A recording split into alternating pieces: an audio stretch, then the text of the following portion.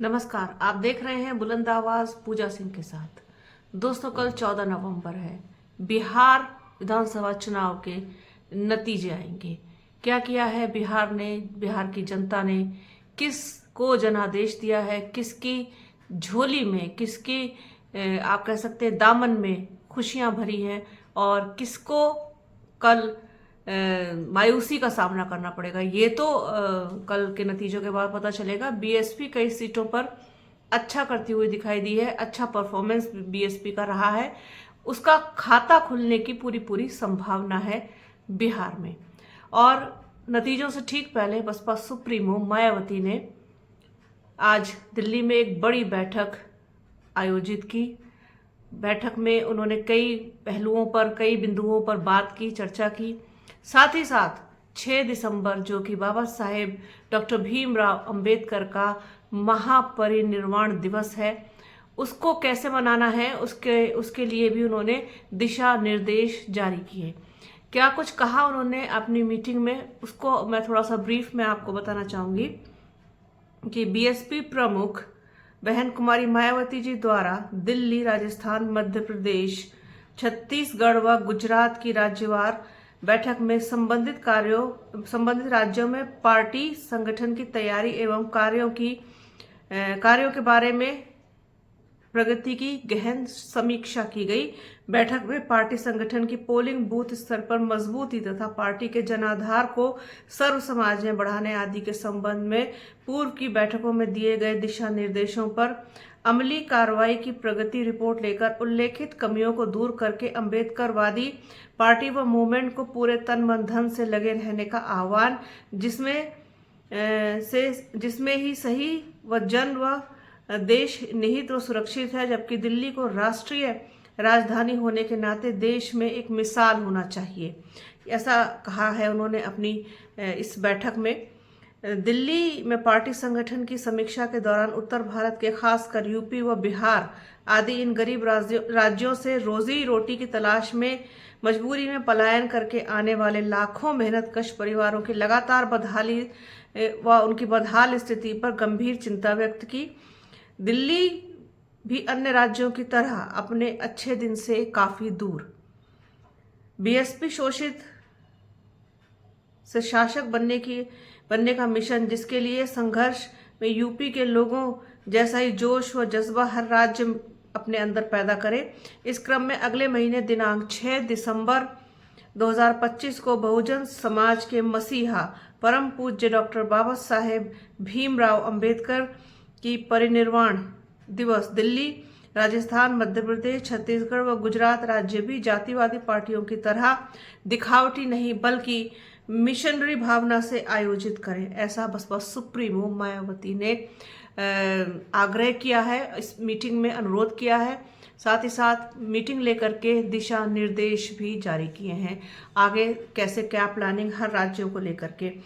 पूरा फोकस इस वक्त 6 दिसंबर को लेकर के ही है कि 6 दिसंबर को किस तरीके से जो है उसको मनाया जाएगा। बाबा साहेब के की जो पुण्यतिथि है उसमें जो कार्यक्रम होंगे उसमें दिखावटी चीज़ें नहीं हो, दिखावा ना हो, बल्कि ज़मीन से जुड़ी हुई चीज़ें, मिशन से जुड़ी हुई चीज़ें, सर्व समाज, बहुजन समाज से जुड़ी हुई जो भी आदर्श हैं, जो नियम हैं, उन्हीं को फॉलो किया जाए, ऐसा साफ तौर पर निर्देश दिया है बसपा सुप्रीमो मायावती ने।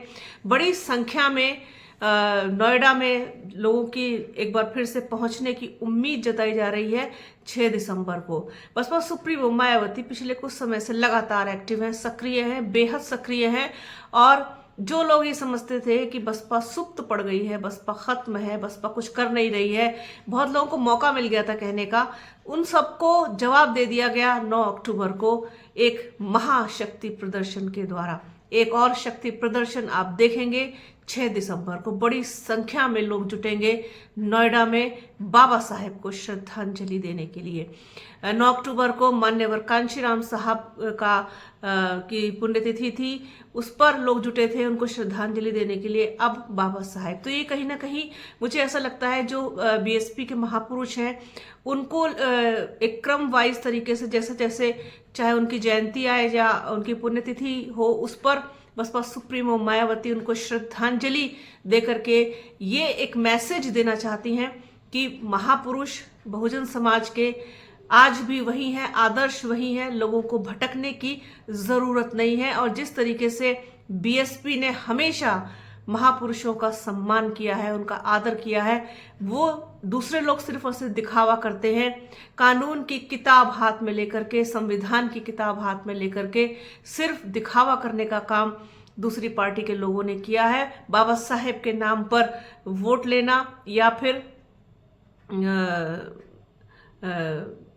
संविधान के नाम पर वोट लेना सिर्फ और सिर्फ चुनाव के समय पर याद आता है। इसके बीच में जो समय होता है, जो जहां दलित समाज का, पिछड़े समाज का, अल्पसंख्यक समाज का, गरीब मजदूरों का, शोषित वंचित समाज का जब शोषण होता है, तब उनके लिए आवाज उठाने वाला कोई नहीं।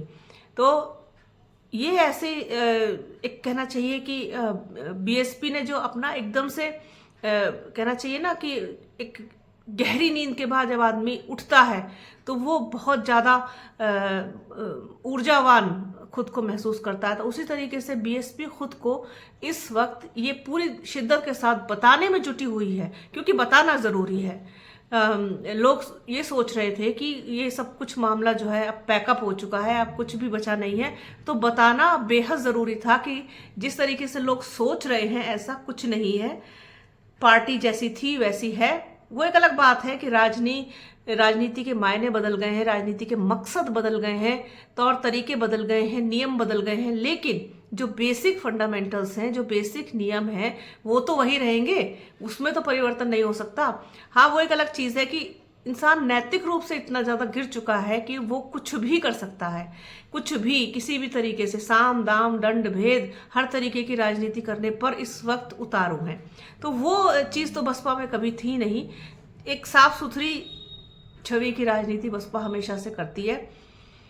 बाकी तो राजनीति के बारे में ये कहा जाता है काजल की कोठरी है, दाग तो सब पर ही लगता है। काजल की कोठरी में आप जाएंगे दाग तो लगेगा ही, भले ही आप चाहे कितने बेदाग हो। मेरा कहने का मतलब यहाँ ये बिल्कुल भी नहीं है कि किसी पर दाग है या कुछ है, लेकिन है, एक चीज़ है तो, लेकिन कुछ कम है, कुछ ज़्यादा है, कुछ बहुत ज़्यादा है, वो वाला हिसाब किताब है। लेकिन बसपा की और बसपा सुप्रीमो मायावती की जो छवि है वो बहुजन समाज में, सर्व समाज में, दूसरे समाज में भी बहुत एक सम्मानित छवि है उनकी। बहुत लोग उनको पसंद करते हैं और चाहते हैं कि एक बार फिर से उत्तर प्रदेश में बसपा की सरकार आए, बसपा सुप्रीमो मायावती जो है वो मुख्यमंत्री बने। तो इस तरीके का लोगों का एक सपना है, क्योंकि जो जिस तरीके का हालात इस वक्त उत्तर प्रदेश में चल रहे हैं, उत्तर प्रदेश जूझ रहा है जिन चीज़ों से, उसमें बदलाव की और बड़े बदलाव की और एक सार्थक बदलाव की, सकारात्मक बदलाव की बेहद ज़रूरत है। तो बसपा इसी दिशा में काम करते हुए दिखाई दे रही है कि उसने ठान लिया है कि 2027 में पूरी मेहनत करके साथ और पूरी जी तोड़ कोशिश के साथ बसपा को एक बार फिर से सत्ता तक बहुमत के साथ पहुंचाएं और बसपा सुप्रीमो मायावती एक बार फिर से मुख्यमंत्री पद की शपथ लें। इसी सब चीज़ों से जुड़ी हुई जिस तरीके से बसपा सुप्रीमो एक्टिव है, मीटिंग्स कर रही हैं लगातार, समीक्षा बैठक और उलटफेर भी कर रही हैं, लोगों को हटा भी रही हैं, बदली भी कर रही हैं, पार्टी से बाहर भी निकाल रही हैं, सारी चीज़ें हो रही हैं।